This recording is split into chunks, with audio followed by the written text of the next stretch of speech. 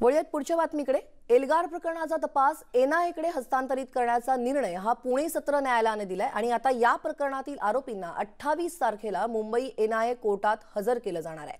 राज्य सरकारनं याला हरकतपत्र दिल्यानंतर हे प्रकरण एनआयएकडे वर्ग करत असल्याचं कोर्टानं म्हटलंय। आज साहेबांकडे अर्ज जो मागच्या तारखेला एनआयएने केला होता की संपूर्ण त्यांच्याकडचं चार्जशीट आणि रेकॉर्ड अँड प्रोसिडिंग्स हे मुंबई एनआयए न्यायालयामध्ये देण्यात यावे, तसे आज न्यायालयाचे हुकूम इथं झालेले आहेत। काय सांगितलं त्यामध्ये, किती तारखेला आणि काय? 28 तारखेला या महिन्याच्या सगळ्या आरोपींना आणि इथलं जे सगळं चार्जशीट आणि मुद्देमाल आहे तो त्या कोर्टामध्ये हजर करा असा हुकूम झालेला आहे आज। म्हणजे आता ह्या कोर्टात केस चालणार नाही, या कोर्टात आज पुणे आता यापुढे या कोर्टात केस चालणार नाही। एल्गारच्या तपास प्रकरणी निर्णय घेण्याचा अधिकार मुख्यमंत्र्यांचा आहे असं वक्तव्य राष्ट्रवादी काँग्रेसचे अध्यक्ष शरद पवार यांनी कोल्हापूरमध्ये केलंय। केंद्रानं तपास काढून घेणं योग्य नाही आणि राज्य सरकारनं तपास केंद्राकडे देणं त्यापेक्षा योग्य नाही असं देखील शरद पवार म्हणाले। तिन्ही पक्ष एकत्र बसून काम करतात हे चांगलं आहे आणि तिन्ही पक्षात सारं काही अलबेल देखील आहे असं पवार म्हणाले। महाविकास आघाडीला 1-2 वर्ष व्यवस्थित काम करू द्या असं देखील पवारांनी म्हटलंय।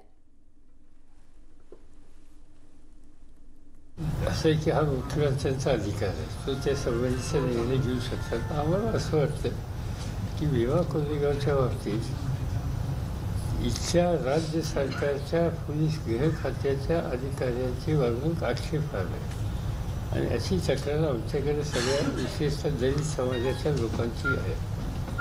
आता ज्यांची वागणूक आक्षेपार्ह आहे यांच्याबद्दलची चौकशी झाली पाहिजे।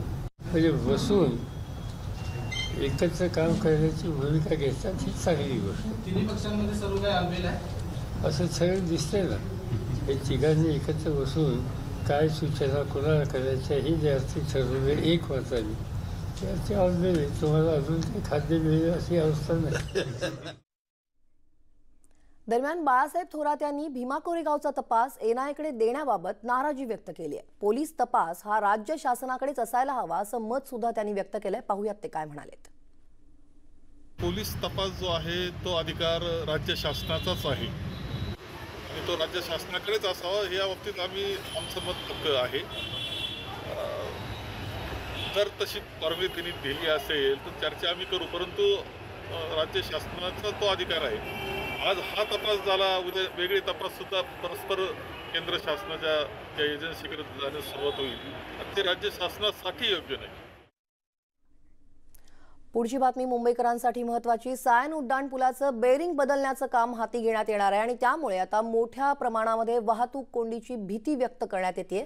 वाहतुकीच्या दृष्टीने सायनचा उड्डाणपूल हा अत्यंत महत्त्वाचा आहे आणि त्यामुळे आठवड्यातून केवळ 4 दिवस बेरिंग बदलण्याचं काम करण्यात येणार आहे, तसं महाराष्ट्र राज्य रस्ते विकास महामंडळाच्या वतीने स्पष्ट करण्यात आलंय।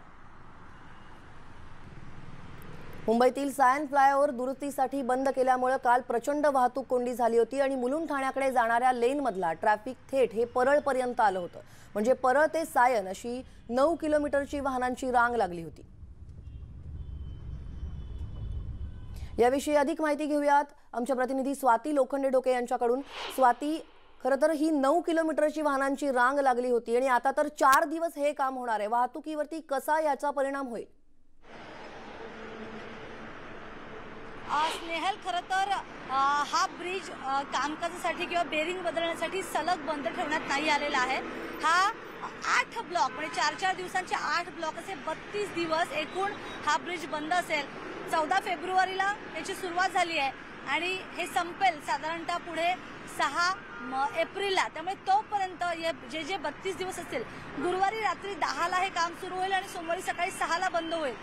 पण जर आपण बघितलं की आता जरा खरं तर लोकांच्या रांगा लागल्यात हे बघायला की नेमकं बाबा ब्रिज का बंद आहे। कारण जेव्हा पण आपण कधी सायन म्हणतो तेव्हा सायन ब्रिज म्हणजे नेहमी ट्रॅफिक जाम असलेला ब्रिज आणि अशात हा अख्खा ब्रिज बंद होतोय। त्यामुळे आपण विचारच करू शकत नाही की किती ट्रॅफिक जाम होऊ शकते। जसं तू स्नेहल सांगितलं की 9 किलोमीटरच्या रांगा लागल्या आणि खरंच त्या रांगेमध्ये अनेक लोक अडकले होते। आपल्याबरोबर काही लोक आहेत, त्यांचं असं थेट म्हणणं आहे। मला सांगा की काल तुम्ही कुठून कुठे अडकला होतात आणि किती वेळ लागले? तुमचं नाव काय आधी? माझं नाव दीपक धुमाळ, मी अंबरनाथला राहतो आणि त्या करी रोडला मॅरेथॉन फ्युचर्समध्ये मी काम करतो. काल संध्याकाळी मी 5:30-6च्या दरम्यान निघालो होतो ऑफिसमधून. मला हा एरिया क्रॉस करायला 5.5 ते 6 तास लागले आणि त्याची इंटिमेशन कुठेही नव्हती.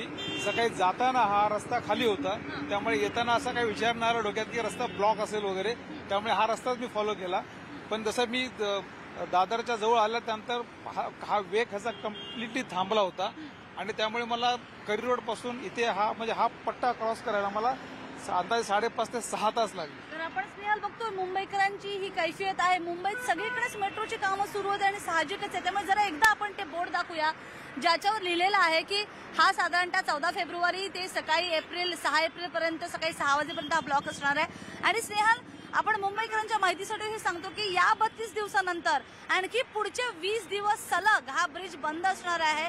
ते म्हणजे डांबरीकरणाचं आणि मधले जे ब्रिजच्या पट्ट्या जोडल्या जातात त्या जोडण्याचं जे बदलण्याचं काम आहे तर ते काम हाती घेतलं जाणार. त्यामुळे हे 32 दिवस अधिकचे पुढचे 20 दिवस असा सलग 52 दिवस हा त्रास मुंबईकरांना सहन करावा लागणार आहे.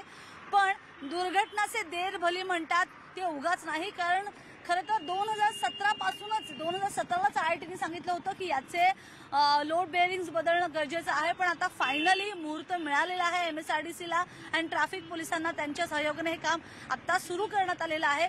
नाहीतर मग मोठी दुर्घटना झाली असती, कारण हा ब्रिज मग वाहतुकीला तितकासा ज्या पद्धतीनं ज्या मोठ्या प्रमाणात वाहनं येतात ती पाहता तितका लोड घेऊ शकेल, तितकं वजन घेऊ शकेल असं वाटत नव्हतं.